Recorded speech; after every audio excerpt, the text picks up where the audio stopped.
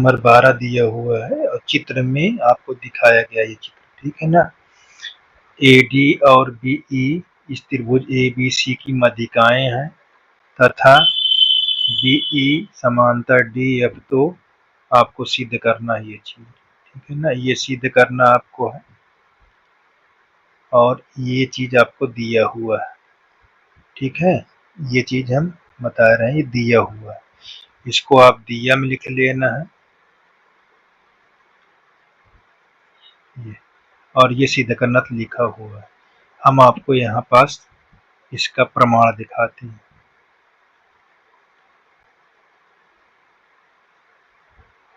ठीक, प्रमाण या उपपत्ति,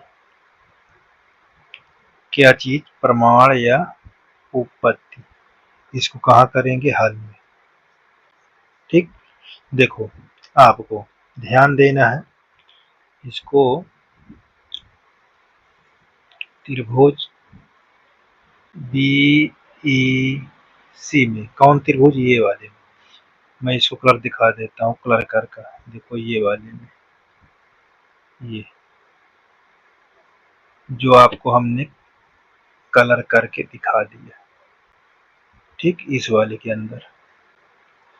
तो त्रिभुज BEA में बहुत आसान है, सिर्फ ध्यान देने की जरूरत है। तो BE में देखो क्या चीज लिखा हुआ है त्रिभुज, इसमें BE, देखो BE समांतर DF, ये पहले से आपको क्या था, दिया है, ये हमको ये पहले से दिया है,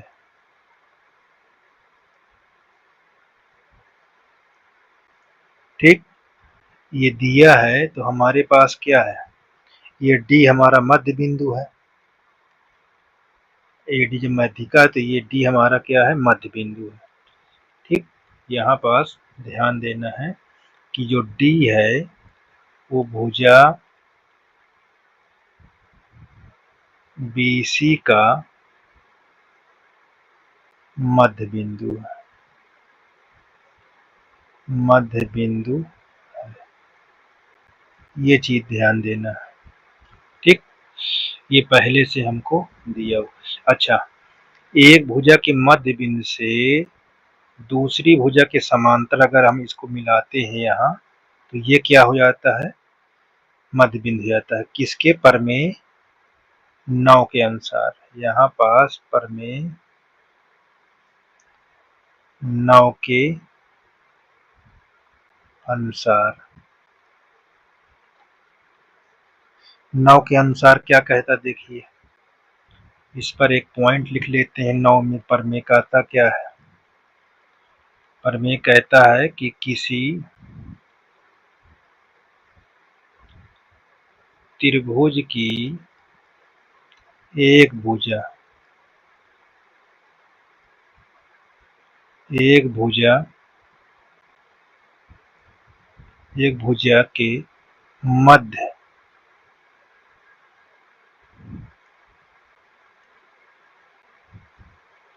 बिंदु से दूसरी भुजा के समांतर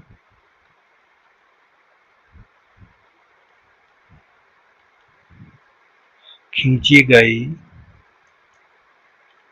ये प्रमेय बोल रहा है, ठीक है ना, खींची गई रेखा तीसरी भुजा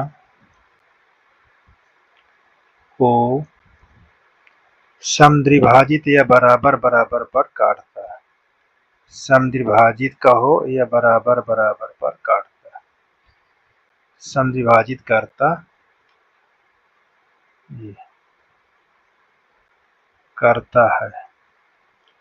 तो अब हमको क्या है, देखिए अब हमको दिखने लगा कि ये हमारा मध्य बिंदु था, ठीक, और इस मध्य बिंदु से इस दूसरी भुजा के समांतर हम इसको तीसरी भुजा में मिलाते हैं, तो जहां ये काटेगा वो इसका और इसको बराबर बराबर भाग पर विभाजित करेगा। तो हम क्या लिख सकते हैं इसको, तो देखो यहाँ पास लिखेंगे यप भुजा ईसी का मध्य बिंदु होगा। ठीक, तो यहाँ पास बोलेंगे ईसी बराबर ई एफ। देखो ईसी बराबर, देखो ई, अच्छा सी एफ बराबर ई एफ, सी एफ बराबर ई एफ। तो यहाँ पास हम सी एफ लिखेंगे, सी एफ बराबर ई एफ, ये हमको प्राप्त होगा। ठीक, ये चीज को बहुत ध्यान देना है। ठीक है, यहाँ पास अच्छा सी एफ जो है, जो सी एफ बराबर ई एफ, तो हमारा क्या होगा, देखिए हमारा ये वाले का यानी ईसी का सी एफ क्या होगा, आधा होगा, ये बराबर बराबर काटता है। तो हम यहाँ पास लिखेंगे सी एफ 1/2 सी ई, इसको हम समीकरण 1 मान लेते हैं। ठीक, क्योंकि अभी हमको ये काम देगा। चलिए अगला स्टेप में देखिए, अगला स्टेप में हमको क्या लिखा हुआ है, अगला स्टेप में हम लिखेंगे, देखिए अगले स्टेप में क्या लिखेंगे इसको हम देख लेते हैं। देखो अगला स्टेप हमारा, अभी तो हमने ईडी पर देखा था, अब बीई देखो किसकी मध्यिका है, त्रिभुज एबीसी के, एबीसी ये भी मध्यिका है।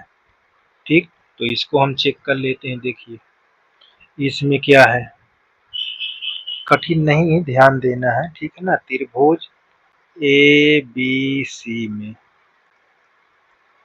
ठीक, एबीसी में बीई मध्यिका है,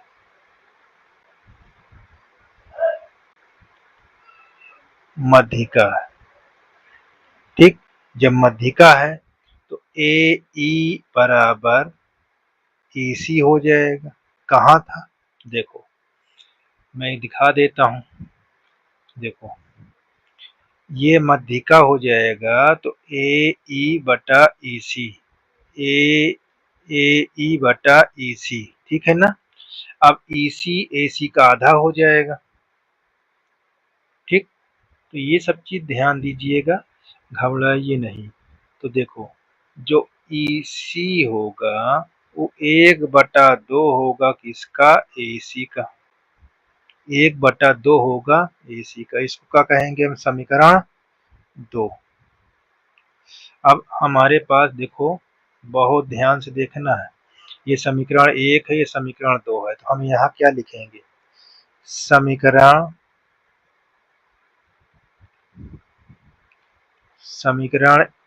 1 में 2 का मान रखने पर, तो देखो ये 2 का मान, ईसी का मान यह है, तो ईसी हमारा यह लिखा है ना। तो यहाँ पर ध्यान से देखना, एफ सी 1/2 ईसी का मान हम काट दिए हैं। देखो ये चीज, तो जहाँ ईसी था, देखो ईसी के स्थान पर हम क्या लिखेंगे, 1/2 ईसी। यहाँ एफ सी बराबर ये 1/4 ईसी। अब यही तो हमको सिद्ध करना था, देख लीजिए, इति सिद्धम। देखिए ठीक, यही हमको क्या करना था, सिद्ध करना था। ये देख लीजिए, सी एफ बटा 1 सी एफ बराबर 1/4 ए सी। ठीक है ना। तो इस प्रकार ये हमारा क्वेश्चन समाप्त हो चुका है। ठीक, किसी प्रकार की दिक्कत है कमेंट करके आप पुनः पूछ